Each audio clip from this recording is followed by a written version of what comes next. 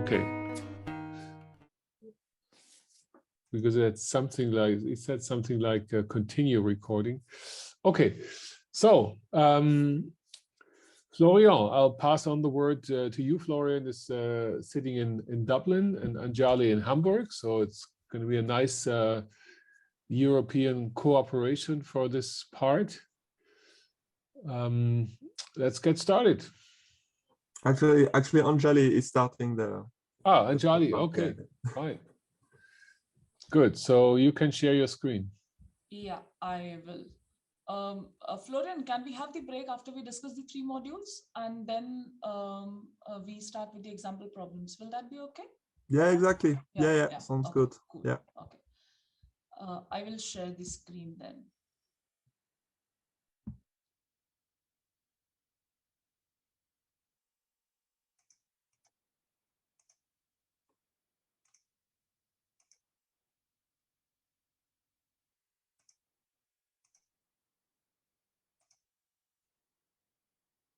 Is the presentation visible?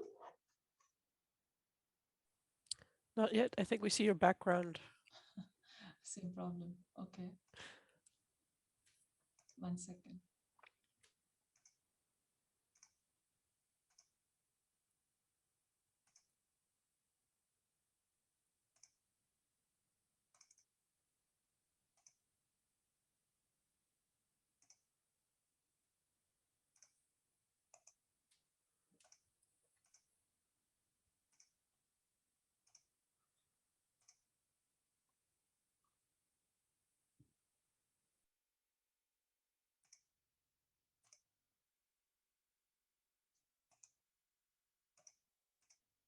Is the document visible now?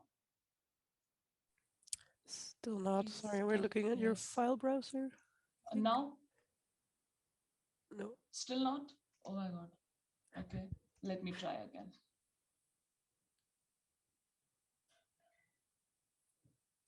Okay. Yeah, now I think yes.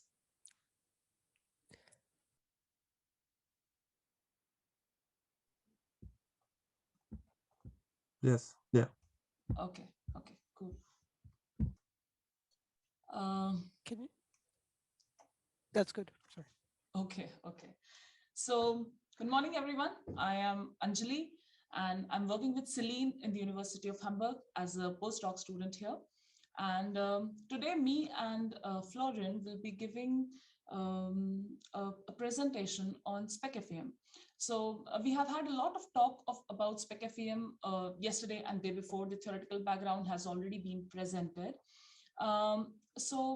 This software has been developed by the group of Komatish and Trom. The initial papers can be found during the time of 2001-2002. And it has been developed and improved by a lot of people around the world working in their group. So in the past few years, there are many research has come out using SPECFEM, where Lee et al. In 2009 has studied the effect of topography on seismic wave propagation in the northern Taiwan region. So they have considered the basin effect as well as the topography effect, and they have tried to find out that how the ground motions get amplified in their region. And they found that the amplifications are in the range of plus 50%. So using SPECFEM, they showed that yes, the amplifications can be too high. In 2017, Wang and Kai have done a numerical analysis of ground motion in South African mine. So the mine source they have modeled as a point source and also as an extended source. And they tried to find out that how the ground motions would be. They have also used SPECFEM 3D. Recently, Jayalakshmi in 2021, she has modeled the Ganga basin of the Indian region and tried to find out that what will be the amplification in this region if a hypothetical high magnitude event occurs in the basin region. Parallelly, Sangeeta et al. In 2021 has modeled the northeastern region of the Indian subcontinent. She has developed 3D crustal velocity model of this region, and and she has developed a SPECFEM model and then further validated it with, past high magnitude earthquakes. Very interestingly, recently Bozdag et al. In 2021 has developed SPECFEM globe for Mars planet as well. So they have incorporated the various layers, the topography, and everything for Mars, and they have developed Mars globe module. So likewise, you will find a lot of research that has been done using SPECFEM, where different modules have been implemented and used for doing different things around the world. So in this presentation today, we will discuss 3 modules that are available, starting with the globe module, then 2D, and then 3D. And then we'll have a small discussion on some of the problems that we have dealt with in our research work. So I will start with SPECFEM globe module. So first question is where to find it. It's very easy. It is available on this particular website, geodynamics.org resources. So if you go to this website, you will find this type of a screen where the softwares are available. You can download it. I am telling these basic details, assuming that most of the students are new PhD students, and they may not be knowing it, but some of you might already know, so you can ignore. So this is where you download it. If you go to this particular download, you will find many resources here. Here you find SPECFEM 1D, 2D, 3D, Cartesian, and globe. You just have to download it. It is just a click away. Once you download, you have a tar file in hand, and you can untar it. Once you untar, you will have a folder like this. So I have untarred SPECFEM Cartesian and globe both, and this is what you find here. So this defines the version of the globe module that we are using. And once you go inside this folder, there are so many folders inside this: data, databases, MPI, doc, examples, etc., etc. So one of the interesting folders can be examples, because you have many examples that they have put in there. And the user manual for SPECFEM globe you can find in the doc folder. Now we start with how to use the package. So the first thing that you need to do is configure it. The command is very simple, /configure. Just in case that your computer is showing some problems, with regard to configuring, because I had that problem when I came here and started using this system. So you just need to check that, which Intel compiler you have, OpenMPI, GCC compiler, and there are some standard commands which you can use and, configure it properly. Once you configure the software, you are good to go. There are 3 input files that are required for SPECFEM. The first is the CMT solution file. It defines the seismic source. The second file is the station files. It defines the recording stations.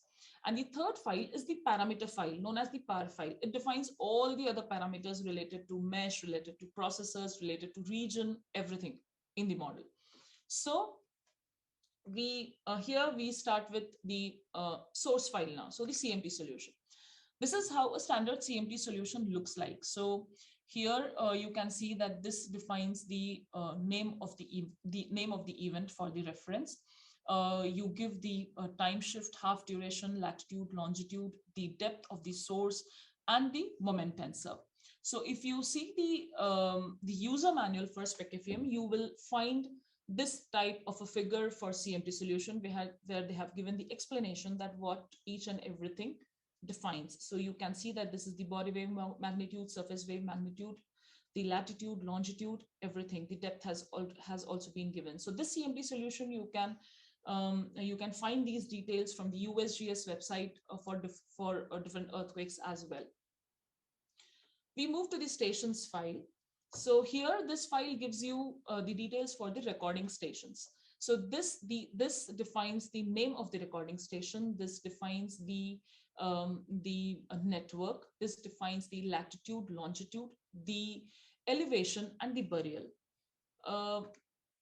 The elevation and burial will come into picture only when you have a certain topography, defined in the region. If there is no topography, there is 0 elevation, 0 burial. Automatically, the stations are placed at the top surface, whatever you have defined. these names are important. I mean, this station name and the network is important because the final files of seismograms that are generated, they are generated with the same name. We will see ahead that how these files are generated. So that is why these names are important, what we are giving. So here in the explanation of the stations file in the user manual, you will find this figure where they have said that this is the elevation, burial, latitude, longitude, stations, and the network. Moving to the third file, which is the parameter file. So the parameter file is it's a very long file. There are so many parameters that are required to be given in here. We'll discuss all these parameters one by one as we go ahead. So just for the reference, the parameter file looks like this. It starts with simulation input parameters and then it goes on. So to give the inputs in the parameter file, I have classified these parameters into 6 types. So first is we specify the type and the region of simulation. Then we define the mesh, the number of elements and the processors. Third, we choose the underlying model with which we want to use the SPECFEM globe module. Then we define the physical properties. Then we give the parameters that are related to visualization, and then the solver and the expected output. We'll see all these one by one. So let us say the first thing, that is the specifying the type and region of simulation. So in the simulation type, there are 3 types of simulation that can be done in SPECFEM globe. The most used is the forward simulation 1.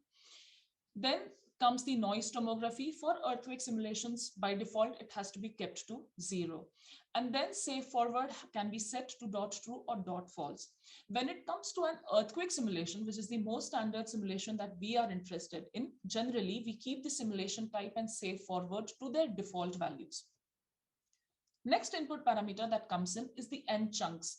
So you can see here from the pink lines that these are the chunks that define the globe module. So when you are doing the global simulations, it is compulsory that we should take end chunks as 6.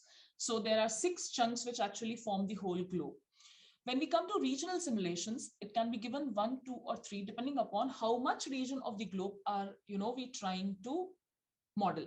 So generally, it is written that if we are taking one region, let us say the n chunks as 1, then the maximum latitude longitude that we can model is 90 degrees. If we go beyond 90 degrees, maybe the mesh discretization may not be good. So we say that if we are using just one chunk, it should be less than 90, like that. Then we come to defining the region. So these are the 4 parameters that define the region in the globe module: angular width, xi in degrees, and eta in degrees. So as it was mentioned yesterday, xi and eta is nothing but the local coordinate system. So xi is along the longitude and eta is along the latitude. So xi and eta is the coordinate system that is used to refer to each and every element in SPECFEM. So the angular width in degrees. So for example, I give here it as 20 degree.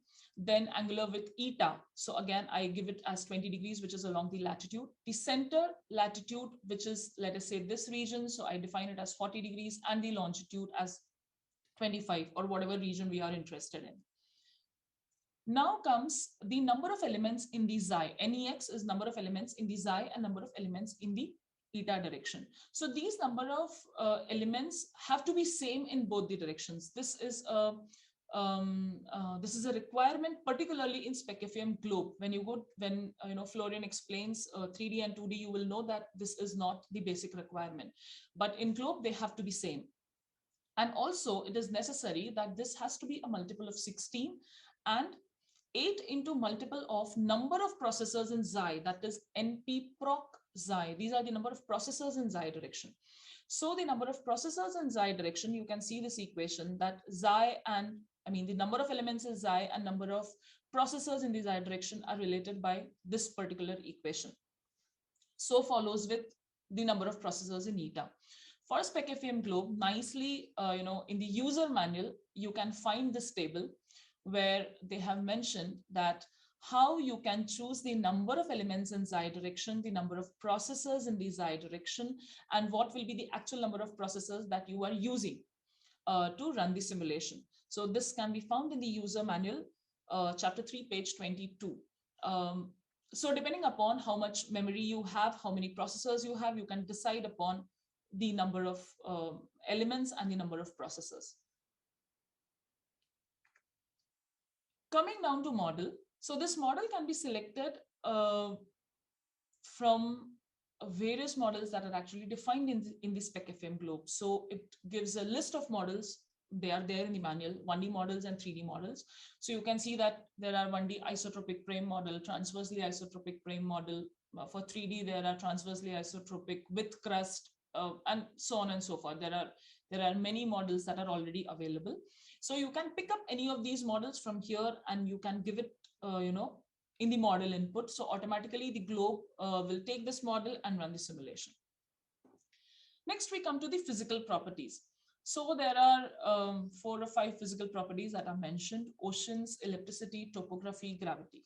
So they can be set to .true or .false, depending upon whether we want to consider the effect of these parameters or not, whether we want the Earth to be modeled in an elliptical shape, whether we want to consider the dead weight of the oceans, the hydrodynamic pressure, whether we want to consider the the topographic variations in the region, the bathymetry, or not. Depending upon that, we can set these flags to .true or .false. A detailed description of these particular parameters can be found in the paper Computational from 2002 BGJI. Next comes the attenuation. So if we see realistically, the attenuation parameter should be set to .true. However, it comes with a computational and numerical cost. So it is found that if we give attenuation as true, the memory requirement will be almost double as compared to attenuation.false. But obviously, if we give it false, it is not, we are no close to reality. Absorbing boundary conditions. So absorbing boundary conditions is nothing but,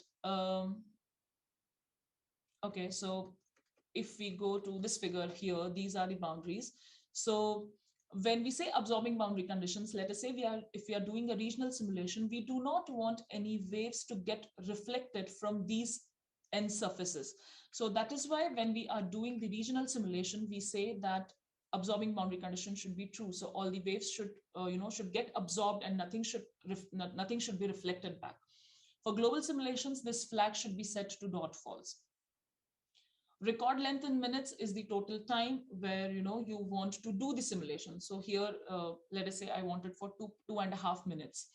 So that will be the record length in minutes. If you see the simulations that are being done for Mars here, then you will find that the length in minutes is set to 60 minutes also, because there will be waves that will keep traveling for hours together. So if you see the Mars module, you will find that we can do simulations like that. Undo attenuation is set to .false because we want the attenuation to happen. It is much better. Once we have defined the physical properties, the next thing comes is the visualization. So for visualization, SPECFEM Globe module has got very nice visualization techniques. So in the figure first, you can see that they have shown a movie of the seismic waves propagating on the surface of Mars. This is a paper from Mars, and this is a region of Valles Marineris where they wanted to see that how the waves are propagating. So if you want to create a movie of the seismic wave propagation, then you should set this as .true. Similarly, it is with movie volume. So if you want to see that how the waves are propagating inside the Earth, in the Earth's interior, it should be set as .true. N step between frames determines the number of time steps between the movie frames. Half duration of the movie is also set as .true. It determines the half duration of the source time function for movie simulations. Save mesh files. It's a personal choice. It can be .true or .false, but I feel that if we are doing it for the first time, it should be .true because it will create all the mesh files and it will save it for you, which you can later view in Abacus, ParaView, or any other software, and you can actually see that what things are happening inside. Then we come to the solver and expected output. So in the solver and expected output here, because the simulations with SPECFEM, they can be computationally very costly, and it requires a lot of disk space also to store the whole data. So they give us an opportunity or flexibility to divide the whole process into number of runs. So we can divide it into 1, 2, or 3 runs. And in the next parameter, number of this run, we have to define that which part actually we are running. So maybe we can divide the whole process into 3 runs, and maybe this simulation corresponds to the second run, like that. Local path is nothing but where the mesh generated files are going to be stored. By default, it gets stored in this folder /databases_MPI. So if you see the folder, you will find this folder already there. So when you run the simulation, you will get all the mesh generated files in this particular folder.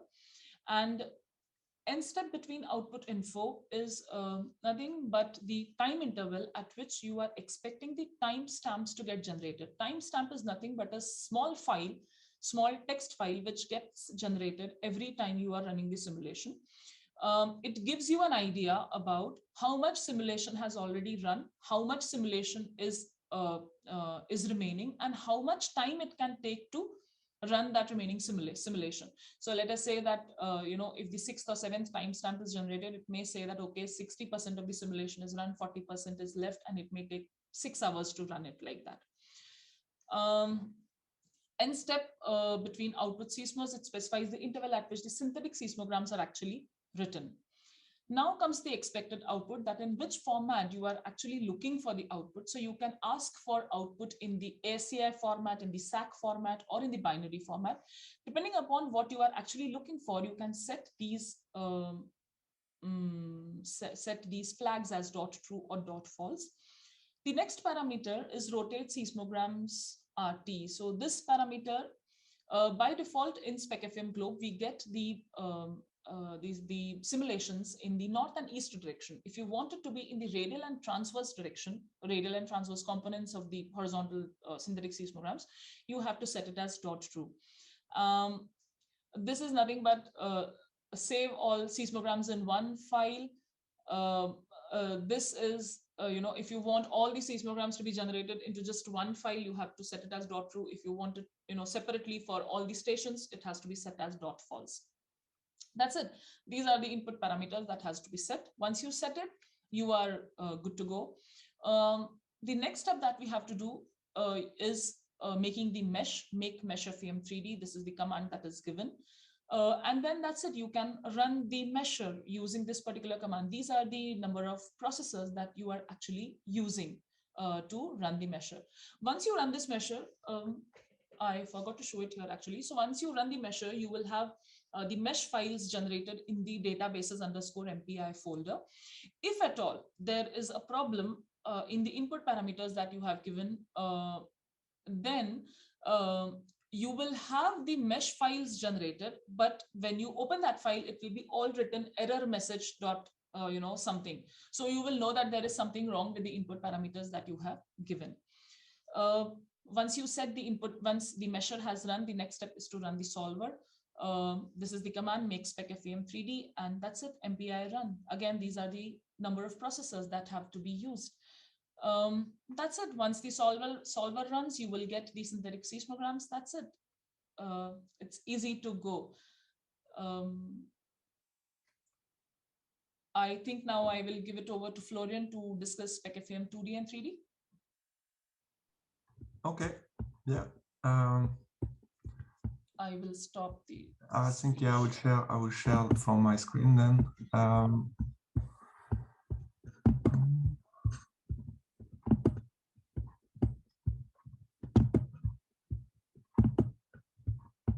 Does it work? Yeah. Yes, it does. Okay. Cool. Okay. Hi everyone. I'm Florian. I'm working with Christopher Bean in Dublin. So I'm in DIAS, which is the Dublin Institute for Advanced Studies. So I will start now with SPECFEM 2D, the Cartesian module. So it's available on the same website actually that Anjali was mentioning for the globe, but you can also find it on the GitHub, and you can also find the SPECFEM globe on the GitHub as well if you want to use that. An interesting thing about the GitHub is you have, I don't know, it's small, but you have like issue section. So if you have an issue when you run the software, you can write a message, and usually it's quite good to get discussions going on problems. In terms of the package, it's a very similar package, the same structure as the SPECFEM globe. There is a manual in it as well, which is very nice to get you started. A lot of instructions, it's very well made. For the installation, those two lines are basically what I use on my laptop. So you can configure it for MPI, so you can run it on multiple cores on your laptop for it to be faster. You can do the same on a bigger cluster, and you have even more computational capabilities. And then make all, so you get all the executable generated during the compilation. As Anjali mentioned, we're only users of SPECFEM, and this is the work of a lot of developers that are all. There is a huge list in the manual actually. So yeah, a lot of people have been working on that. So in terms of the way it works, as I said, is exactly the same. Here, I'm not going to go back to all the parameters that Anjali has mentioned, because there is a lot of common parameters. I will only focus on the one that are kind of recurrent and important, and the one that changes when you go in SPECFEM 2D module. So usually the three main ones for your simulation would be number of processors. So how many processors you want for your computational computation. The total number of time steps, so the length of signals that you want to simulate in your model. And the time step as well, which is very important, which is incrementation in time through the simulation. Then in the 2D version of the software, you have a parameter quite important, which is type of simulation. So you can do like a PSSV simulation. So you set that to true, or you can do a SH simulation, which is pure transverse simulation if you want. So in that case, you set the PSSV to false. You can set up the number of sources. I will come back to that later, looking at the source file. In terms of receivers, there is a lot of options. You can go from exporting displacement, velocity, acceleration, pressure in the acoustic domain, the rotational of the displacement, and also the fluid potential.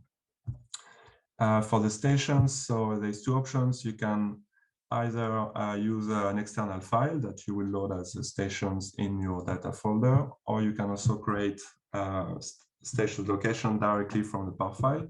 So it's actually a nice way to get like receiver line. So you can say specify the location of the first receiver, the last receiver, and say I want 100 receivers between those two, and you get like automatic generation of those 100 receivers. Then for the velocity model, it's also implemented in the PAR file. So you can set it as, so basically the way it works is you have different materials that you need to assign values to. So I put an example here of a line where you consider material 1, so you want it either acoustic or elastic. Then you set the density, the VP, the VS. You can also add the attenuation. All the zeros correspond to additional options that you might put in if you go for anisotropic elastic simulations or poor elastic simulations. In terms of the mesh, there's two options. You can load an external mesh. Again, you put the file in the data folder, or you can also use the internal meshing capability that is there as well, and you can implement that through the PAR file also. So I put an important parameter here, which is an interfaces file. So it's basically a section where you can load interfaces that can be used then to mesh your model, basically. So this could be, for example, bathymetry. If you want to put bathymetry, you can load a bathymetry profile in there, and it's going to be incorporated in the machine. In the outputs, you can view the outputs movies, images, or snapshots. So basically, you choose the number of time steps you want for every output. So it's up to you, like the capacity you have in memory as well, or the size of the mesh. If it's not too big, then maybe you can get a lot of outputs, and it would not be too long to compute. There is a lot of options, so you can get pure, simple JPEG color images, which is not demanding a lot of memory. PostScript snapshots, which is nice as well, or even you can get the full wave field if you want to make your own animations and play with the full wave field. It's quite nice, but this comes out as very big files, so that's why you might want to play with your time step interval here, not to get the folder filling up too much. Another key parameter here is on the boundary conditions. So there's two types of boundary conditions you can use. It's either one or the other one. So if one is false, the other one is true. So the most efficient one is called the PML boundary condition. So it's a perfectly matching layer condition. So you can see on this picture here, that is basically you add extra layers around your model, and those layers kind of act as a damping layer for your amplitude as is going for the amplitude of the signal as it's going out of the edges of the model, basically. For the Stacy absorbing conditions, it's kind of not having those extra layers, and it's just considering the curves or the lines here as the absorbing boundaries. It's still working okay, but it's not as good as a PML. But the thing to take into account is the PML will be more demanding in terms of computation. So it's kind of a trade-off that you might want to find here. For the source parameter, so as I mentioned in the PAR file, you can select how many sources you want. And then in the source file, you will start each implementation of sources that way. So you put the source identity. So you could have source one, all the parameters, and source two, all the parameters. So you can have, I think, as many sources as you want. So the location of the source can be defined in two ways. You can select either manually your source location in the X direction and the Z direction, or you can say you want to have the source automatically I'm struggling this morning. Automatically at the surface. So in that case, it's only considering the X parameter. The source types, there's two types you can use. You can have an elastic force or acoustic pressure. So in this case, you would set the type to 1, or you can also use a moment tensor. The source time function that you can have, there's a lot of options here as well. It's quite nice. You can play around with Rika wavelet, first derivative of Gaussian, the Gaussian, use a Dirac or Heaviside. To keep in mind that if you go for Dirac or Heaviside, it's gonna create some noise in your data because the spectrum will have like more frequencies in it, like higher frequencies, that would kind of be affecting on the mesh stability. But if you filter those frequencies on your data, you should be able to see what you wanted to see. You have the parameter also of the dominant source frequency that you can choose for the Rika wavelet, for example. And then you have the parameters that are associated with the moment tensor components, if you go for that option. And then you have all your parameters and you want to run the simulation. So if you install the package, you will see it comes very often this script called run this example. So if you go in the example of the package, it's everywhere. So you just have to run that and you will get something out of it. But if you go in this script, it looks complicated, but it's actually very simple. So first it's taking as a variable the number of processors that you have in your PAR file. So it's assigning a value to that. then it's just running the measure and creating the database based on the parameters that you have in your PAR file. And then it's running the simulation. So here it's looking for two options. Either you have only one processor requested and it's going to run it as a serial simulation, or if you have an MPI simulation with more than one processor, it's going to run it as an MPI run here. And that's it. It's running like that. The thing it works with SPECFEM 2D is you get all the outputs directly on your terminal screen when you run it. So if you want to have a look at what's going on, you can export all the outputs in something like an output log, which would give you then the opportunity to look at parameters that might help you understand better what's going on in the simulation. And something that is very useful, for example, is you will get errors as you run your simulation, and most of the time it could be only related to the fact that you chose the wrong time step.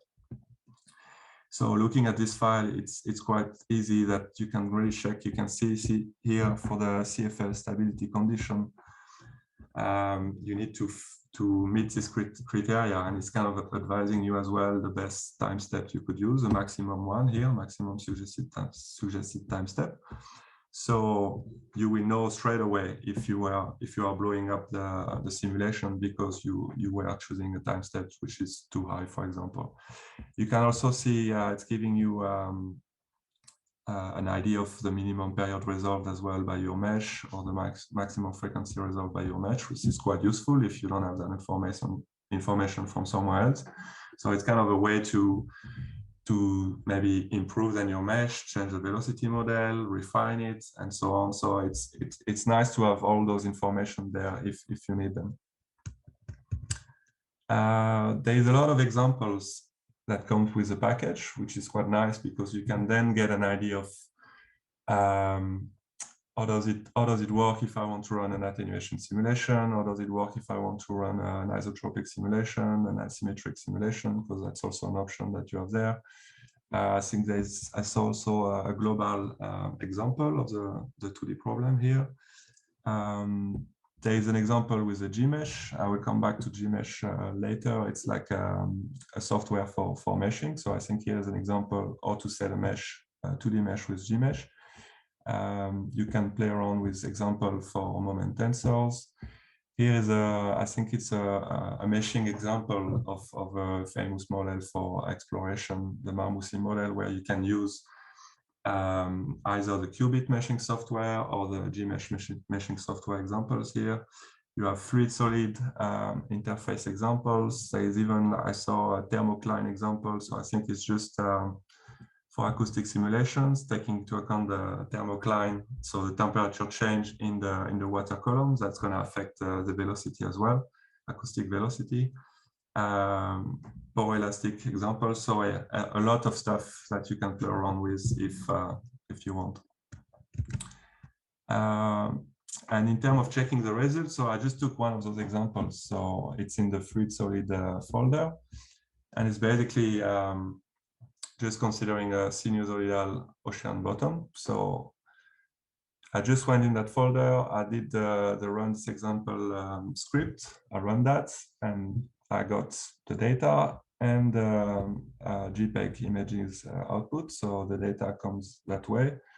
You can assign a network, as Anjali was saying, the station name, the channel, and then here it's exported as velocity. So the ACMV is kind of is going to change depending on the output. So if you go for displacement, you will have ACMD. If you go for pressure, it's gonna be ACMP. And then once you have that, you can even look at combine the pictures and have a look at what's going on. So you have the profile here in green. The source location is in orange, and this is a sinusoidal bottom that you have here. So it's elastic acoustic simulation in this case. The way it's done here, I think it's basically you have an external file, which is the sinusoidal function for the C bottom that is called in the PAR file for the internal measure. And that's then the way the meshing is happening, and inside the package, and then the simulation goes like that. Now I'm switching to 3D. It's exactly the same as I was saying for the SPECFEM 2D. Again, you can find that on GitHub. Again, the issues section, I highly recommend it if you have issues, because it's a nice way to discuss with people. Same way to install it with MPI. And again, a lot of developers, they are not all the same here. It looks like it's the same ones, but they are mainly the initiators and the one that highly contributed. But I could have put like a full list. There's so many people involved. And again, the manual is actually very good to get you started as well. For every problem that you have, there is a section in there that will explain the parameters to use. So for the input files, it's very similar again. In this case, now we have two types of sources, a CMT solution. I will not go in detail on that because Anjali was detailing the way it's structured. I will mention what's going on with the first solution. You have the par file, and then you can put here your stations. So some key parameters in there. So you have you're in Cartesian, so the way to go would be UTM projections if you want. It's not mandatory because you can do any projections you want as long as you're in the Cartesian domain. But you can set it up here. You can set the zone and just have all the station locations being treated as latitude and longitude. Or you can set it to true here to suppress the UTM projection, and you already put that into account if you want in your station locations. There is an inverse problem, full waveform inversion incorporated in the package. I've not tried it, but I'm sure it's super nice. So you can try that if you want here by setting it to true or false. Again, the three important parameters that you might want to start with: number of processors, total number of time steps, the time step as well for your simulation. Again, you find again those boundary conditions as PML condition, PML layers, or the Stacy absorbing conditions, so that you can again not have both. You set one to true and the other one to false, depending on what you want. For the visualization, you can choose either to go for movie surfaces or movie volume. So the movie volume will be, of course, more expensive in terms of memory. You can usually the output would be as a velocity. The movie will be as the velocity output, but you can also save it as a displacement. Then you will have the option to choose for higher resolution movies. So if it's set to false, I think it outputs at every node of the elements in your mesh. If you set it to true, it's going to output a value for every spectral elements or GLL points that you have inside your elements from the mesh. I would advise to set it to false because you can really quickly get very big files and crash a server, for example. Like I've done it by mistake because this was set to true. So some things to be careful about if you go for these options, because if you go for volume with high resolution for movies, it goes up very fast. Again, you can choose the number of steps between each frames. For the sources, then you can have, as I was saying, the options to have a point source, a force point source. So if you set it to false here, it's going to take into account the CMT solution, but if you set it to true, it's going to take into account the force solution here. You can directly here say that you want to use a recur time function. I think if you set it to false, you can define it as a Gaussian. And you can also incorporate your own source file if you want. So you can put a time series in a file anywhere in your data folder or your SPECFEM folder. And then in the fourth solution, you can have called it at the end if you have set this to true. For the seismograms, you can choose number of steps that you want to see seismograms. So you can either, if you put a very big number, is it going to come out at the end completely of the simulation? But maybe sometimes it's nice to put like intermediate numbers, because if for some reason your simulation crashes or the server crashes or your computer crashes, I don't know, you can still find back some components of, like, you don't lose everything, you can still get some intermediate seismograms. So it can be good to set this to a value useful. You can also run it as a GPU configuration. So you set that as true or false in your power file here. If you go for the GPU option, you will need to recompile the code with the GPU library CUDA, which I didn't show in the first slide, but it's something to take into account. But it's all well explained in the manual. So if you want to go for GPU, you can do that and follow the instructions in the manual. It's very cool, actually. It goes quite fast. Like it's very nice. So in terms of the fourth solution, again, you start with the source ID. So if you want a lot of sources here, you will just repeat all those lines one after each other and just change here the number. So from force 1, then force 2, force 3, force 4, force 5, and so on. So you can have a time shift in your source. So you can say, I want my source to come later in the simulation. Here you choose the frequency of your simulation. So if you have a Richter wavelet, here would be a 5 Hz Richter wavelet. You put the location here in UTM coordinates. It's in meter, and to be careful, then the depth of the source is actually in kilometers. So it's because you'd be tempted maybe to go in meters for the depths, but it's actually looking for a kilometer value. Then you can go for the option to have some amplification factor in your source, so you can play that with that option here. And then it's kind of 3 parameters that are giving you the direction, basically, of the direction and the components here of where you want the 4 solutions to go. So in this case, it's just a vertical going down Richter wavelet, basically. In terms of the mesh generation, you have also an internal mesher, which is XMesh FM 3D, which is free then because it comes with a package. You have the Qubit software toolkit, which comes under a license. No, I think it's via Coreform, so it's called Qubit Coreform, I think. It used to be called Trellis, but I'm not sure it's called Trellis anymore. I think it's Coreform Qubit. Or you have the Gmesh software, which is a free option as well.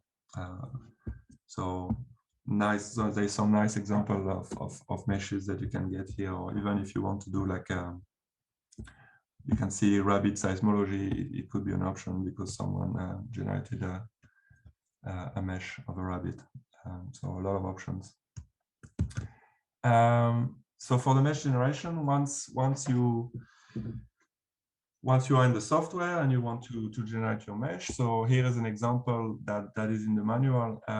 So you have your mesh and then you export it basically into a folder with different parameters that would be then accessed by the solver or the database generator to create the database for the solver, basically. So you have all files associated with absorbing conditions. So those would correspond to the gray part of the model. So you have the size and the bottom. Then you will have the file corresponding to the, either if you want absorbing or free surface at the top, this would be the yellow surface here as topography. Then you have the material file. So it's assigning materials values to the elements that you have in the mesh. So you can select that as well here. Then you have the mesh file, which is give you the elements associated with the node IDs. Then you have the coordinates of the node IDs, and then you have the numerical model velocity that you want to have in there. So in this file, that's where you set up your model basically. So it's quite similar to the 2D option. You have either, so you go from so first you need to define which type of material you want. So you have acoustic, elastic, or viscoelastic elastic materials. I think there is also a pore elastic option. So you define here, for example, my first material would be acoustic. So it's in second column, it's material 1. So I have the density, the VP, my VS here would be 0. Then I go to the next line. I'm in the elastic domain now. I'm an elastic material. It's then column 2 would say the second material in the simulation, in the mesh. Then I define my density, my VP, my VS. I can put the attenuation as well next if I want. Here, this value of 9999, it's to say that there is no attenuation in the simulation, and so on. Then if you want to add more materials, let's say you want to continue with elastic, so you continue with elastic with ID 2, and then in the column, second column, you would say this is now the material number 3. To run the simulation, it's the same again. You have this script that you can use. It's in all examples. So again, you get the number of processors from the par file. Now it changes slightly. What's going on is you first need to decompose the mesh, because in 3D, well, it's actually decomposing the mesh as well in 2D, but in this case, I think it's kind of separated differently. I think in the 2D version, the XDecompose mesh script or executable and the XGeneration database executable are combined into one. Here they are combined, they are kind of splitted. So you first, decompose the mesh in different blocks. So those blocks will depend on the number of processors that you have asked the simulation to go for. So let's say you have 4 processors. It reads the files in the mesh and it decomposes them into 4 blocks. So for each of those 4 blocks, you would generate then databases that will be used by the solver then in the final line. Which is SPECFEM 3D, basically. Again, a very useful thing to do. Now you don't need to do to redirect the outputs. You will get it straight away in the output file folder where you have all your outputs, and it's kind of the same again. It's worth looking at those outputs parameters, because they give you a good idea of what the limits of your mesh basically in terms of period resolution, the delta t as well, that will affect the stability of your simulation. So it's very nice to look at those things in there. In terms of examples, again, plenty of options. Trying with attenuation, there is a false examples. I think it's related to rupture simulations.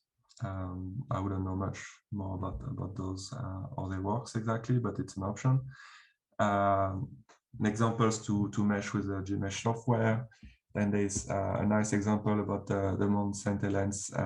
So it's basically meshing the model. It's actually this model here before. This is the one, the Mont Saint-Helens example.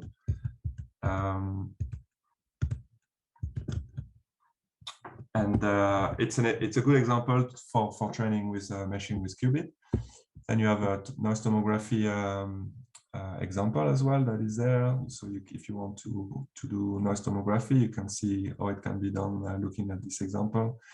I saw there is a folder which is called Mesh FM3D examples. So I think it's examples to do meshing using the internal mesher in SPECFEM, which is quite nice for different setup. I put it twice. Yeah. Tomographic model. So it's an example to show to generate a tomographic model. You have then water layered airspace if you want to combine acoustic elastic simulation, or there is also I saw some examples where you can compare SPECFEM simulations with existing analytic solutions. So that's it, I think, for now. Maybe we can have the break. I think it was 10 minutes, so maybe we can come back at what time is it? 10? Is it 10 in Germany? 10:05 in Germany?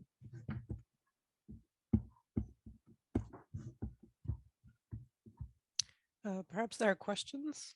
Ah, yeah, that's true. Yeah. Well, I was planning to do them at the end, but maybe it's a good idea to do that now if needed. Yeah. Actually, if I may just jump in at this point, I was sort of curious about, like, now that we're on the example slide already, you have this noise tomography example. I'm just wondering how it's implemented in a way, because you list your sources separately one by one. Yeah. How do you generate an ambient field with that? So for the ambient, the way it works, I think it's taking into account, I didn't try it myself, but I had a quick look once. And if you want to do noise tomography, you basically, so it's using like a spectrum as a source. It's using like the spectrum of the ambient noise source, I think. And then I don't know exactly how it's implemented in the code, but what you get out of it then is cross correlation. So you would have like, you could have set up your stations. Let's say you start with a simple model with only 2 stations. What you're gonna get as the output would be the cross correlations. Right. So you end up with a correlation sort of. Yeah. Okay. Thank you. Excellent. I just have a very general question. I actually joined the meeting a couple of minutes late. I'm not sure if this was covered, but what is the main difference between SPECFEM 3D Cartesian and the global modules? So the Cartesian, it's only in the Cartesian domain. So if you want to include the curvature of the Earth, you cannot really. So it's more for local to regional simulations. Whereas for the global, because you can have the curvature of the Earth, you can go for the full globe simulation, or areas that are big enough that you need to take into account the curvature of the Earth. Thank you.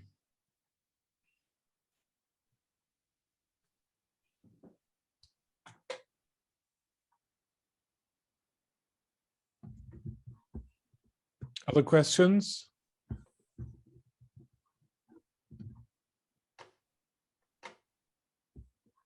Doesn't seem to be the case. It's almost 10, shall we say 10 past 10? Yeah, then 10 past 10 is fine. Yeah. Okay. Sounds good.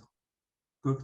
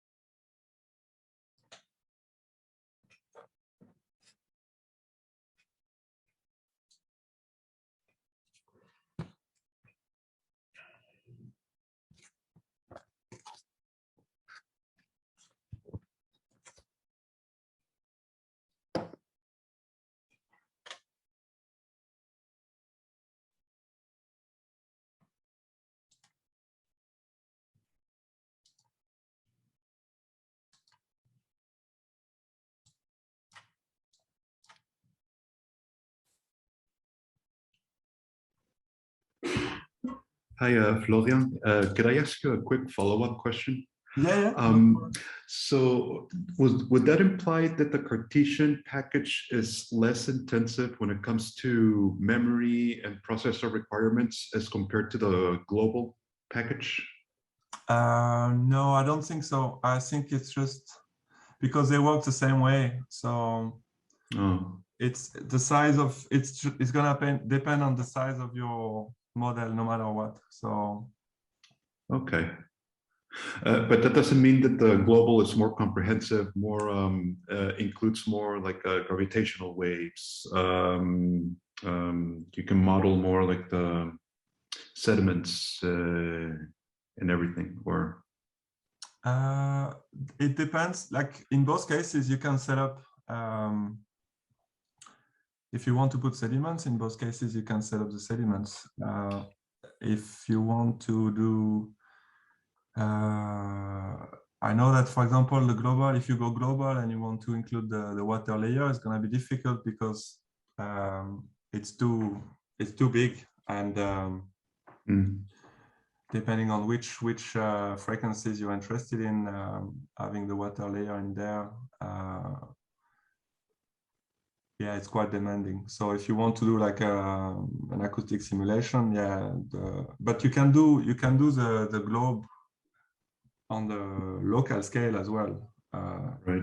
So it's only a question of to which extent do I need to take into account curvature of the Earth, I think. Okay. All right. Thanks.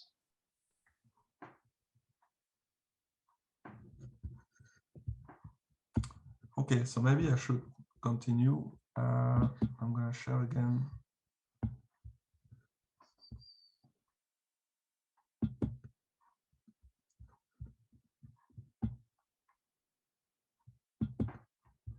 Okay. So then the idea we had with Anjali was to, because we are not developer of the code and mainly users, was to each of us, we go through kind of a case study that we had through our work, basically. So I'm going to start with that. And in my case, I've been using SPECFEM 3D Cartesian to try to understand 3D propagation effects affecting the ocean-generated seismic noise, and I know it's affecting its propagation at the seafloor. So in my focused area is kind of offshore Ireland, but now I'm going to talk about a very simple model that I try to implement to understand how the simulated seismic wave field recorded as synthetic OBSs can help us understand what's the effect of very simple bathymetry or sediment morphologies. Because in a bigger model, more realistic, there's so many things going on that if you want to understand really how the wave field is behaving and what's really affecting the wave field, it's better actually to come back to something very simple. So in this model, it's almost 2D, but it's not. It's because I introduced like lateral geometry changes in both bathymetry and sedimentary basin. So the sedimentary basin is the kind of the red area that you have in the middle here.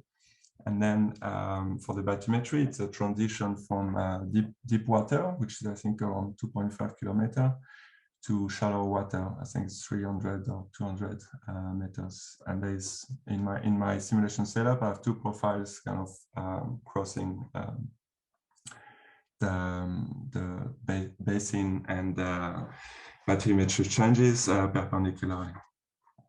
So I'm going to start with the meshing of that model. So to mesh the model, I used the software Qubit because it was available at the Institute. So I decided to have a go with that. But as I was saying, there is plenty of options and it's not necessarily the way to go. You can use Gmesh or the internal mesher. The nice thing I found with Qubit here is the graphical interface, but you get that also with Gmesh. I've not tried Gmesh yet, but I probably will at some point. Anyway, so what I have here is basically a 3-layer model, as I was saying. So the water layer, the sediments, and the crust below. Here the model seems more flat because in this case, I have in the case here, I was having like a vertical exaggeration where in the volume here, it's realistic proportions. So as I was saying, I start with the crust at the bottom, then I put on top sediments, which is an elastic material, and then I consider the water on top. So the way it's done is I'm gonna go through just here, like I could show a lot of images of the processes, but I thought it was nicer to show it through a script because everything goes by steps. And here in one single slide, I can show you what's going on. So the good thing here you can do with Qubit is you can export every steps that you do in your meshing as a command line for a Python script. So that way you can just record your meshing, and then if you want to go through each steps again, you just follow the Python script, and you can do that step by steps, which is quite nice to make corrections. And you can even, once you have the script, you can even not run the GUI anymore and just run it through a terminal and generate the mesh. So you could do that by changing slightly parameters and not even go back to the GUI. So it's quite useful. So basically what's going on here, the way I meshed it is I created a brick, a volume. Then what I do in this volume is I import the bathymetry and the sediments, which is just a surface basically that I got. I think the way I did it, I think I generated the surfaces in MATLAB. You can get, for example, you can get like you can have create surfaces as XYZ files, and then you can use. I think there is some scripts that you can use on the SPECFEM examples that convert those files into what is called SAT files that you can then incorporate in Qubit. So once I incorporated those files, what I do is it's called something imprint. So imprints kind of imprints the bathymetry and the sediments in the volume that I've created originally. So this creates kind of common surfaces. And once I have that, I can extract each surfaces that correspond to my sea volume, sediment volume, crustal volume, which is what I do here in the export. I export that as volume. And then I bring them back to generate the volume separately, and that's how I end up getting my my full volume in the end. So each volume here is treated separately. There is different ways of doing it. This is the way I done it in this case. Like I think it was based on an example that I saw. So then once you have the volume, you will have to mesh that. So for the meshing, it's also very simple. You just say, in this case, there's different strategies for meshing. I think Tardier was mentioning some yesterday about the sweeping approach to propagate the mesh along one direction. That's what they are doing for the globe in the AXIS-M meshing. So in this case, if I mesh, for example, the top surface, and then I kind of sweep, so which is sweeping means like extending this mesh in depth through the volumes. I kind of propagate the meshing on top, and it goes in the Z direction. So that way I kind of get control of the way I want to mesh. For example, if you have like let's say your top surface is a very steep topography, so you can get that right really at the beginning. Like if you have steep changes, you may want to refine maybe some areas and so on. So if you mesh it this way, then you don't lose that stability as you sweep it through the volumes. And then I think I'm meshing the crust as well then separately. an issue in this particular model is that I want to use, so I have a water layer, which is relatively slow VP velocity. And for the sediments as well, I wanted to use quite a slow velocity. So let's say I have a VP of 1.5 km/s for the water. Then the sediments, I think I took a VP of 2.5. And then for the crust, it's higher, it's around 6.5. So I don't want to have the same element size everywhere, because then if I want to solve my problem, I would have, with only a single element size, I would have to have very fine elements in the crust as well, which I don't need because my velocity is higher. So for the resolution, it's not needed. So what is done is, as Tarja mentioned yesterday, you can kind of create some kind of adaptive meshing transitions that is done here. So basically, I just refined the top and the sediment volume, and then it transitions nicely into coarser mesh elements for the crust. Then an interesting thing you can do as well with Qubit is you can check graphically the mesh quality, which is quite important, because if you go for a very simple model, you're gonna be okay, but the more complex it becomes, the more tricky it is to really get the mesh quality right, particularly if you're limited in computation, which is the case most of the time, because of course, if you mesh anything the finest that you can and you have infinite computational limits, it's easier, but the problem is you will be limited by either the mesh quality.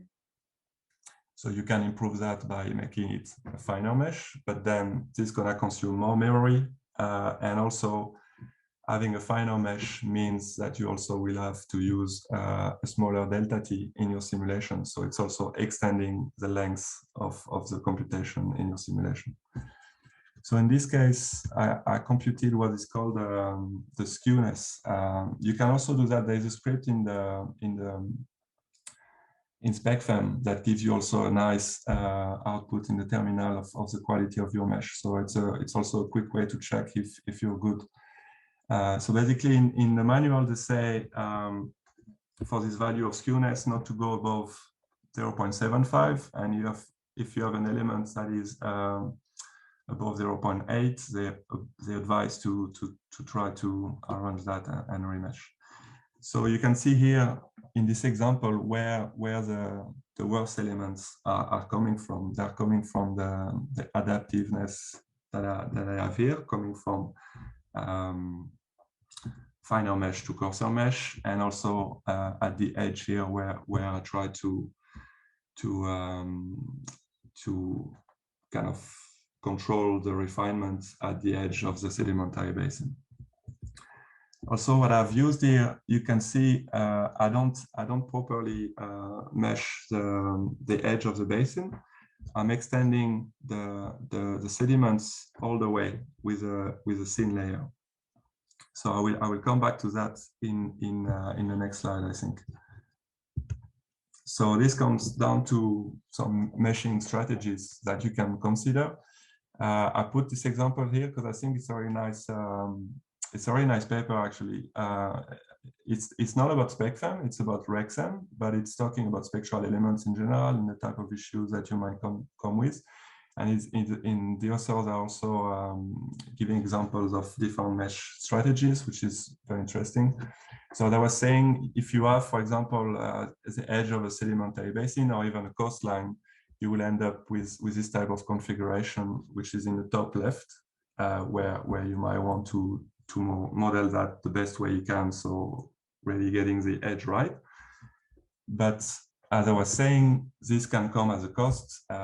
You might not get the right shape of elements that would give you a stable simulation. So what they do in the paper, it's nice. They show like two different examples. There's actually one more, but I didn't want to overpopulate the slide.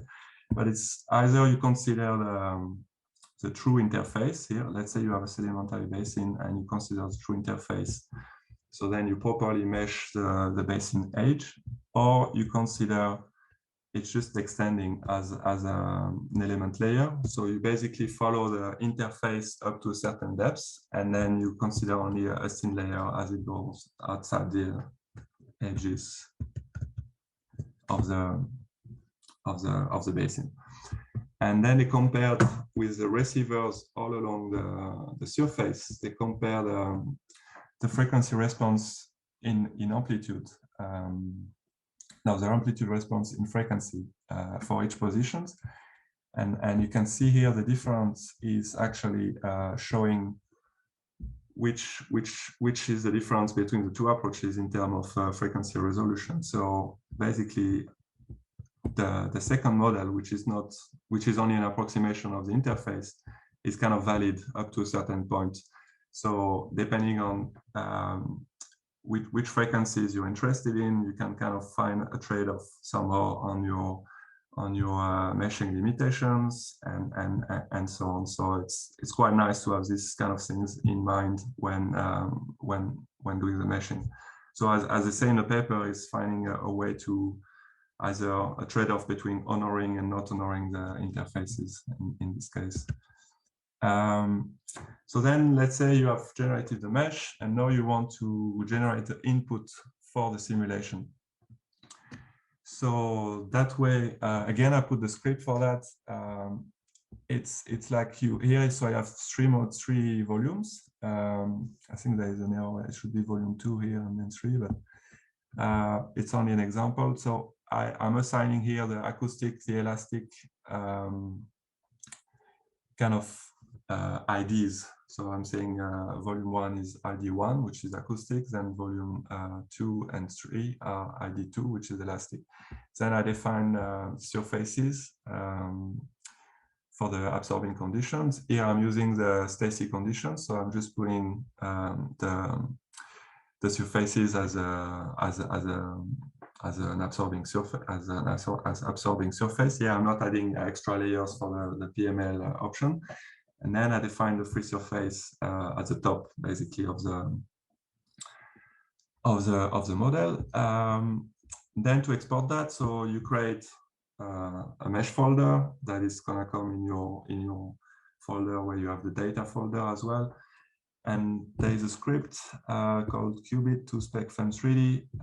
It's part of the GeoQubit package, which has been developed as part of SPECFEM. So to kind of combine Qubit with SPECFEM somehow. So you use that to export all the mesh files basically into your simulation. So this goes into a mesh folder, and this comes back to the type of files I was mentioning before: the absorbing condition files, the free surface, the materials, the mesh node locations, and the model. So then for the simulation, I have the PAR file, the force solution. Here I've used the force solution. So in this case, I've used, I think it's 200,000 time steps. The time step is 0.004. Here I have two processors because I've run that on the cluster, on the GPU. So I was not using a lot of processing because it's only, I think it's running only on 2 GPUs. So I just put, that's the way you would do it. If you run it on 2 GPUs, you would put number 2 here, for example. And then the force solution, it's here a 5-second Ricker wavelet that I showed. So you define here the frequency of the source location. Then the depth is slightly just below the top of the model, and then it's a vertical force direction.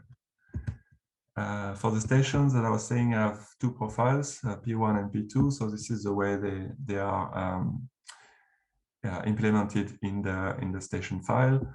So you can see the transition on the full right. It's the depth of the station. So you can see the transition for each from deep water to shallow water. And then I can run simulation and look at the results. So here is, I'm just looking at the profile P2, where the source here is the star is located right here. on the edge of the basin, and I'm looking at the three component seismograms. So what I did here is, because I know the source and I know the receiver locations, I've rotated the data into transverse and radial component as well, because out of the simulation you would get I think it's called north and east, or X and Y coordinates, which are just following the main orientation of your model, basically. So if you want to look at radial and transverse, you can rotate your data knowing the source as well, location. So now I'm comparing. I can do that to compare. For example, here I'm comparing the vertical component with the transverse component, and see what is the difference in the generation of the wave field.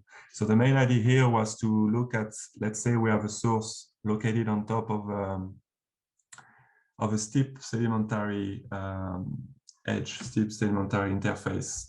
Can we generate transverse signal and see how it compares with a vertical signal or radial signal more associated with Rayleigh waves, and transverse signal more associated with love waves here. So trying to understand how the ocean generated noise can also maybe trigger production of love waves by interacting with the subsurface.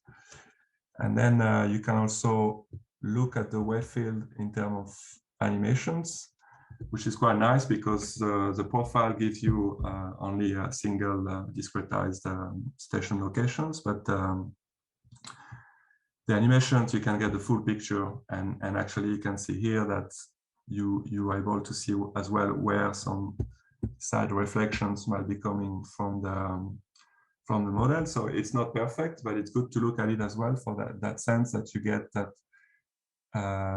where might be the artifacts coming from in my simulation as well, and should I consider them in the data. So comparing to the amplitude of the main signal I'm interested in here, they are very small, but it's something to take into account. For example, let's say you want to do a simulation, and then you want to either autocorrelate the signal at one station or cross-correlate the signal between two stations. If you do that, those reflections will start to get enhanced. And if you're not aware that they're happening and how they might be interacting with your model, it's something useful to consider, basically. And I think that's it for me now. So maybe I'll just stop sharing, and I think Anjali will. Unless maybe there's a question on that, or maybe we do it at the end. I don't know what's the best.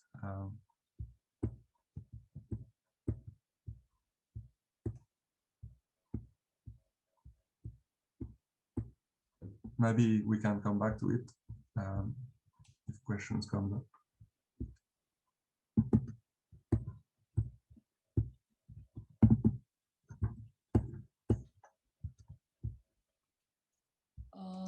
Okay. So I will share the screen again. We will go through another example.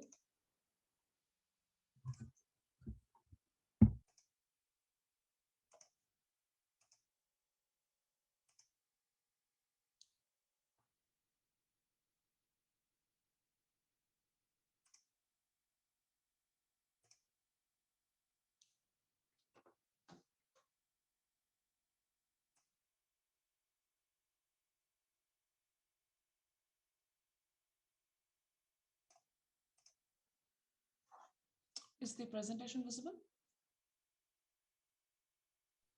Yes. Yes. Yeah. Yes. Yeah. So we saw the example that Florian has nicely explained. Here I have put up another example where I have tried to model a part of a small region of the Indian subcontinent. This particular region, if you see this figure, you will see that this particular region has a lot of mountain ranges in the Indian subcontinent. And this figure shows that there are many faults that are present in this region, and there are many earthquakes that have occurred in the past. Researchers have also found a region of seismic gap where there is not a big magnitude earthquake that has occurred in the recent past. So we wanted to see that if a magnitude of large earthquake occurs in this region, if at all it occurs in this region, then how this particular, undulating topography of the Himalayas is going to create the amplifications to the ground motions. This particular region is of interest because it inhabits a lot of Indian population. There are many cities with 10 to 20 lakhs of population. Also, the capital city is very near to this place. It has a lot of hill stations, heritage sites, etc. So that is why this region is of interest to us. So we decided to choose this particular region as the region of simulation. You can see from this figure that it is not only the topography that is actually can create the amplifications, but also the material properties in this region are very different. So there is a clear line which demarcates the Himalayan region and also the Indo-Ganga basin. So because it is sedimentary, it's a sedimentary basin, so the material properties are very different from the properties that we have in the Himalayas. So, considering these material properties was also very important. Also, there was a study which was published in 2017 by Khan et al. They talk about that how the discretization of the mesh and the resolution of the digital elevation map that we choose can affect the pattern of the peak ground displacements that we are actually trying to see in the simulations. So you see that they have taken this region, which is somewhere here, and the white lines are actually showing the ridges, and the black lines are showing the valley. They did a parametric study where they have considered the digital elevation map, showing the topography of the region with a resolution from 30 meter to 1080 meter, and the underlying mesh from 90 meters to 1080 meters. They did this study and they found that the higher is the resolution of the digital elevation map and smaller is the mesh discretization, the better pattern of the peak ground displacements or velocities we can obtain. So you can see in this figure, you can see that the pattern of the ridges and valleys that we see here is actually seen in the contours of peak ground displacements as well. So the finer the mesh, the finer the digital elevation map, the better is the pattern of the amplifications that you obtain. However, it comes with the computational and numerical cost. So there has to be a bargain that we have to do here. So if you see the digital elevation map with 1080 meters and the mesh with 540 meter, we can see that there is absolutely no pattern. Nothing can be figured out from this figure. So we did a bargain and we decided to have this particular combination where the digital elevation map is at a resolution of 90 meter and the mesh was at a resolution of 270 meters. So we chose this particular combination. Now moving to how to model the region. So Florian has already explained about the interfaces that we need to define.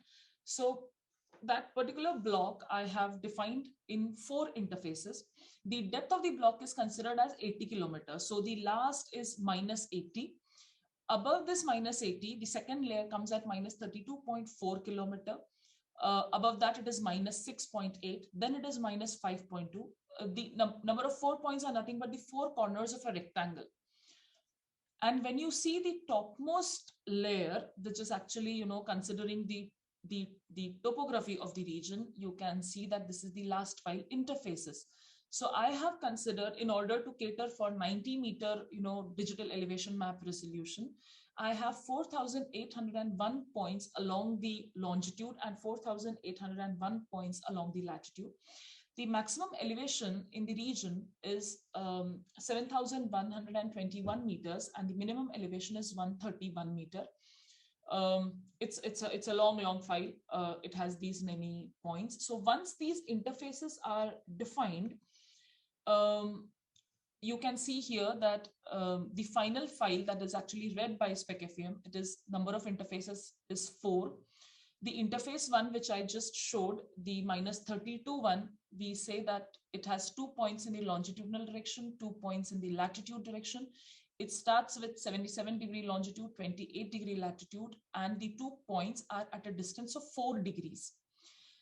If we see the last file, that is interface 4, as I mentioned, it is 4,801 points in each direction. So these two things, it starts from 77° longitude, 28° latitude, and this is the distance between the 2 points, the 2 consecutive points. So this is how the interfaces are defined. If we see the mesh that is generated, so yeah, here I have also mentioned that, you know, how many vertical discretizations are to be done between the 2 layers. So if I see the layer 1, that is from -80 kilometer to -30 kilometer, I have 14 discretizations. Then the layer 2 has 16, layer 3 has 1, and layer 4 has 8. So layer 4 means the one that is actually considering the topography, which is almost 7,000 meters, like that. So that is why it has, I've given it as 8 layers. If you see the mesh here, you can nicely see that here the topography has been considered. This is the region with topography. This is the basin region. It has a flat terrain which is visible here, and the material properties are also different. The number of spectral elements that I have chosen to discretize along the longitude is 240 elements, and the one along the latitude is 280 elements. The number of elements along the depth I have chosen is 39. This is the meshpar file that has to be given in SPECFEM 3D Cartesian. So I have given UTM projection zone 44 because I want to run the simulation in the latitude longitude domain. These are the number of processors, and yes, I have used 25 processors to run the simulation. So there are 5 processors in the local xi direction and 5 processors in the local eta direction. As you can see that here it is, the input asks for whether I want to create abacus files, dx files, VTK files. So I've given all this as true, but yes, it takes a lot of space also to generate all these files. So, but it is good to have these at the first hand where, you know, you can see in ParaView. So this is a ParaView figure. You can see in ParaView that what exactly the software is doing. Next comes assigning the material properties. So in this figure, I'm showing the variation of the material properties with depth in the chosen region.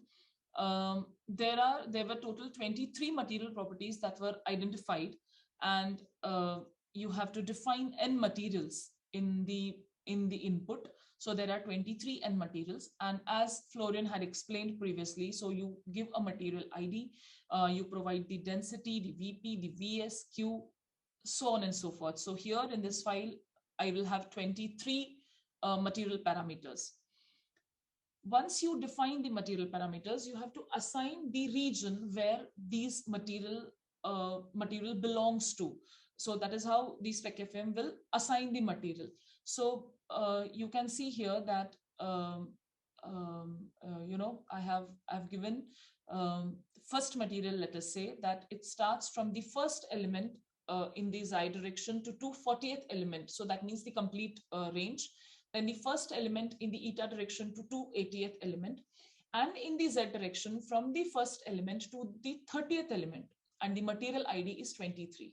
So like that, you will be defining all the material properties in the given region. Once we define all these properties in the mesh parameter file, we come to the parameter file where, you know, it will ask for the simulation type, the projection zone, the processors that we are using. So here I am using 25 processors. N step is 12,500, and DT I have chosen as 0.012. So the total time of simulation will be 150 seconds. even if we give a different DT at this point of time, like making the input files, we can choose. We can change this DT once we run the measure and the databases, because then SpecFM suggests that, okay, this is the minimum time period, time delta T that has to be given, so we can come back and change it here. Once this is done, we come to the source and receiver location. So previously in the globe module, I had shown that how a CMT solution looks like when it is for a point source. Now let us say that we have a finite fault. So here we have a number of subfaults where each subfault will be modeled as a point source. So how the CMT solution is going to look like now? So if we see for the point source, we had just this one block which I had shown previously. However, now that if I have a finite fault, I will have the number of blocks, as there are the number of subfaults. So in this particular case that I'm explaining, I had 510 subfaults. So there were 510 blocks like this, one after the other in the CMT solution file. If we come to stations, this part is interesting. If you come to stations here, so I have, if you see this figure, I don't know if it is really visible, but if you see this figure here, you can see a layer of green dots and a layer of blue dots. So the layer of green dots is a layer of stations that I have placed at zero level. So it's a flat bed of stations for me. And then if you see the blue dots, those are the stations lying at the topographic level. So those stations are at those particular altitudes. So because I wanted to see the amplification, I have the stations both at the zero level and also at the topographic level. The name of these stations, as I mentioned, is important because with the same name, the files are going to get generated. The latitude, longitude, depth, and elevation and the burial, as we discussed previously. So that is how you define the source and the receiver locations. Once we have developed the model on such large scales, it is always good to validate these models. So in this particular case, I validated it for 2 past earthquakes. And I had modeled both the earthquakes as a point source because they were of small magnitude. One is I guess 4.5 magnitude and the other is 5.2 magnitude, like that. And I compared the simulated and the recorded peak ground velocities, and we found a good comparison for most of these stations. The output file for one of the stations will look like this. So here I have the time and here I have the displacements, SEMD. If I see the SEMV file, I will be having the velocities here. So this is how a standard output file looks like. However, when we are doing such validation things, we have hardly some 10 stations or 15 stations, and it is very easy to access those generated files from the folder.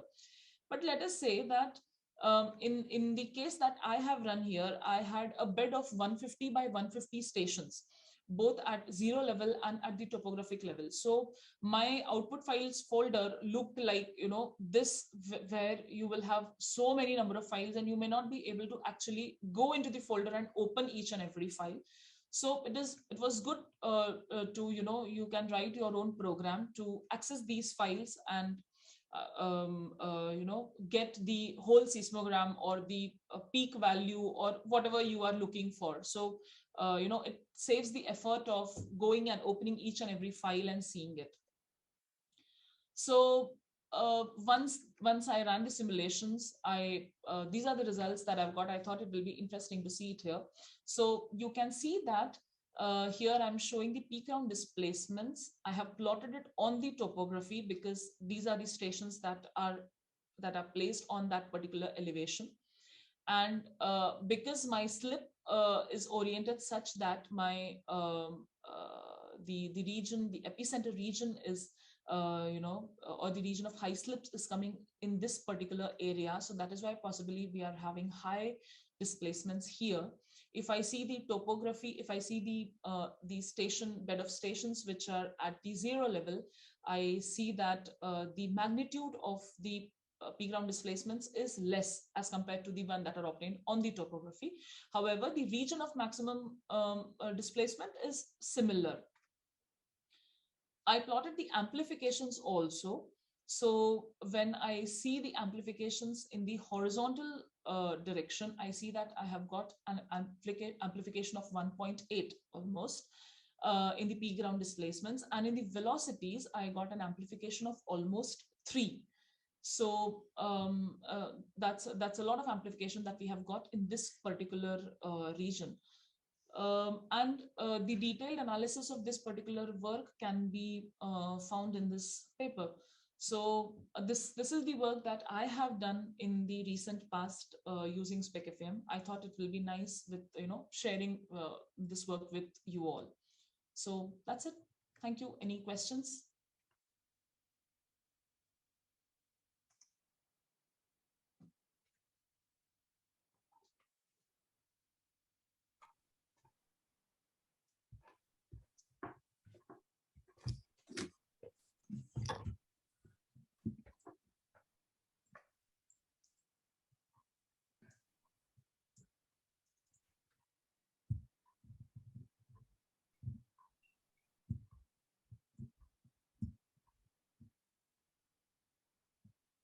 Have you installed SPECFEM yourself? For example, now that you're in Hamburg, have you tried to install it there on local machines? Yeah. And is it easy to install? I have never used it. Yes, it is. It is actually when I came here and I did it in Hamburg. I have done the steps which I have actually explained. So there were some issues with the compilation because of the the Intel processors that are that they are using here. So it's very easy. It is exactly the same steps that we have explained. And on how many cores do you use and on what kind of machine?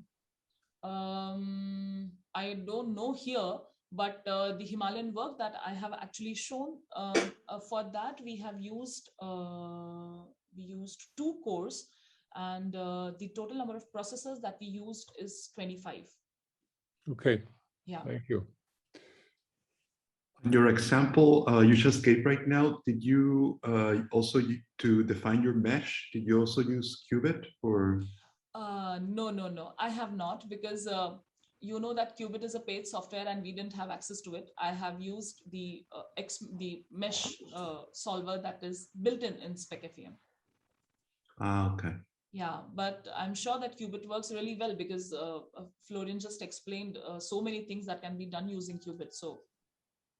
But does the measure definition also have a GUI embedded in it, or is it all text-based? Yeah. No, yes. So you can define, the discretization the way you want it, and using the internal measure also.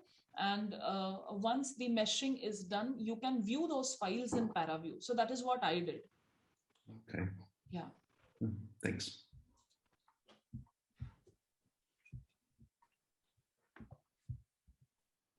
Other questions?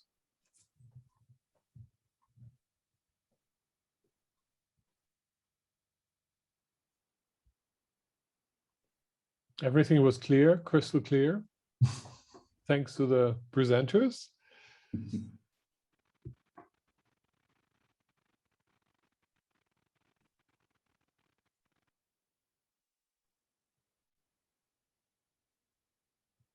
So I'm sure that you can go and try back, using SPECFEM. It's not really that difficult. It can be tried. Yeah, it's very fast. I actually installed it on my laptop. Yeah, he did that. Correct. And it's 2 lines, and then bam, you go in the examples and you do the run this example and you get the output. So in 5 minutes, basically, you can get an example going. So. And laptop is what? Is Windows or Linux? This is or Ubuntu. Apple, Mac? Ubuntu. Ubuntu. Okay. So Linux, yeah. Yeah, so here you should also take care. I forgot to mention that if you are on a Windows system, you are making all your files in a Windows system and you are trying to run it on an Ubuntu system, you should convert those files from DOS to Unix. Otherwise, you will have all sorts of errors, and you may not realize that what wrong is going on. So the input files, say CMD solution stations, you are making it on a Windows platform. please remember to convert it into Unix, DOS to Unix, and then give it for running. Otherwise, you will not find why you are getting the error. But normally on the examples you've been showing, it's typically your simulations are running in a cluster, right? Not on the laptop. Yeah, it's a cluster where you will be running it. So that is why, because cluster will be Linux based, and your system can be Windows, so you can have that problem. For example, one of simulations, the one I showed with the GPU was on the cluster, and I've used also on that cluster on the CPUs, but I was using 320 cores. So yeah, on my laptop, I just have 4, so it would have taken forever. Right. How many cores do you need at least for global simulations for, I don't know, let's say 20-second period? Is that a question that can be answered? I'm not sure, actually. I mean, for I 20 guess seconds, maybe not that much, but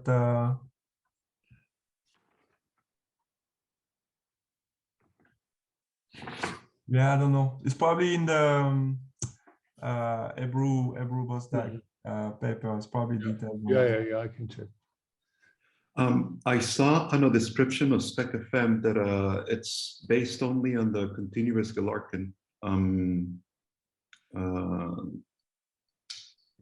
dynamic, right? Is there any options to select a different approach? Or? If you want, I can answer. It is an interesting question. There has been a group in Austin actually basically wrote a discontinuous Galerkin code, based on the same discretization using the cube sphere. And I don't know, I think it's Carsten Borstede, and together with Omar Gattas, you could Google it. The efficiency is I think basically the same. It's of course it's a quite different algorithm, but actually at some point this was an idea whether one would even combine this or would have the option to use DG or continuous or discontinuous approaches. So I think nobody has like switched now to DG because there is no real benefit. So I think from a mathematical and efficiency point of view, both are sufficiently local and similar in accuracy that there is no reason why one should drop the continuous approach and go to the discontinuous approach for this particular problem. It's a little bit different, I think, for dynamic rupture. You will hear this probably after the break, because of the specific nonlinear things that you have for rupture problems, in which case the spectral element code for these frictional boundary conditions, you actually have more numerical problems than with a discontinuous Galerkin approach. Okay. So I'm not sure I answer your question, but it has been considered to, why not all switch to DG because it's entirely local, but because of the diagonal math matrix, in principle, you also have a highly local scheme with spectral elements. Thanks. Any other? Sorry. Jared? No, who was? Peter, yeah. Peter. Don't worry.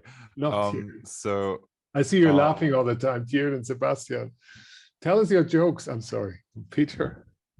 Oh, never mind. Is there any downside to using a GPU in that? Like, let's say, I would have a somewhat decent GPU. Am I more likely to run out of memory or something like this? I think some simulations, they are not properly working with the GPU yet. For example, I've tried. I think I was having issues with attenuation. If I wanted an attenuation simulation, there was issues with the GPU. Maybe it's been improved because the thing when I showed the GitHub, I showed so you have two options when you download the software. You have the master software, And also you can get the developer version, which is being implemented. So if you want to maybe get the latest, but not necessarily the most stable version, you can go for that. But anyway, for the GPU parts, yeah, I saw there were some issues here with attenuation, and also the, I wanted to introduce an external source, so an external source file as a source, and it didn't seem to work as well at the time I tried. But maybe now it's fixed. I could check again and see. Yeah, I suppose these issues are on GitHub also. Yeah, people discuss to those check things. whether it's solved or not. Yeah. All right, thank you.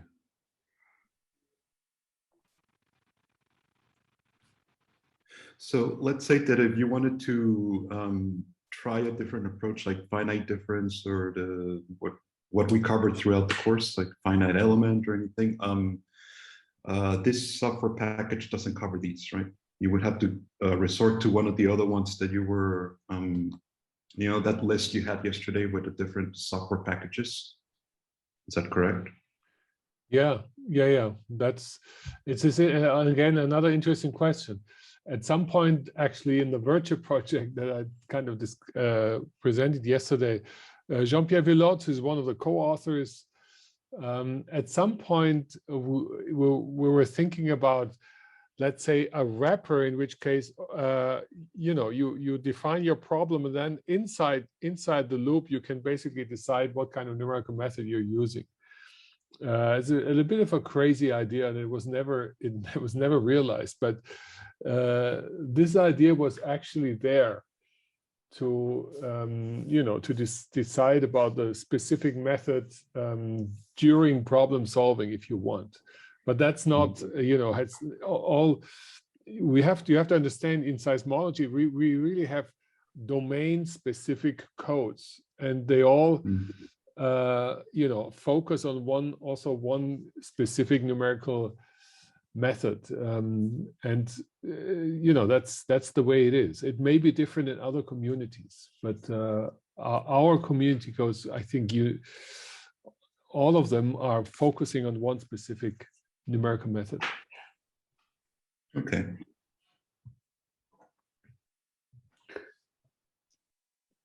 Okay, any other questions? If not, then it's, you know, my bell tower is ringing, so it's 11. We continue at 11:30. Just one thing, I would like to make somebody, so maybe this is for Si Hua, maybe Sebastian, Dominic, maybe also Le. I would like to stop the meeting now, and because I would like to make some other people hosts, because I may have a problem later today, so that other people can start the meeting.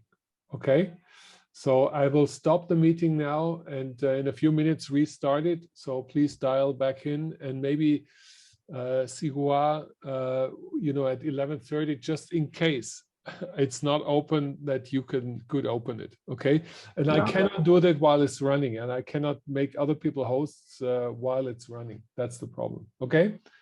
Yeah. Good. So see you again at 11:30. Bye. Bye. Ciao.